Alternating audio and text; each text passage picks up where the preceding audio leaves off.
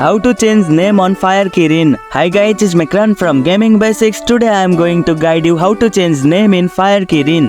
Changing name on Fire Kirin is quite easy, so without any delay, let's start the video. Open the Fire Kirin app. Launch the app on your mobile device and log into your account.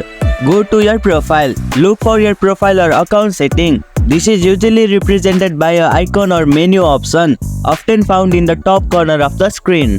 Find the edit name option. In your profile setting, look for an option to edit or change your name. It might be labeled as edit profile, change name or something similar. Enter your new name. Type in the new name you want to use. Save changes. After entering your new name, make sure to save the changes. There might be a save or confirm button to finalize the update. And here you go, it's done. That's how you can change name on Fire Kirin. If you liked our video, press the thumbs up and share button. If you have any question, comment down below and don't forget to subscribe the channel for more tutorials.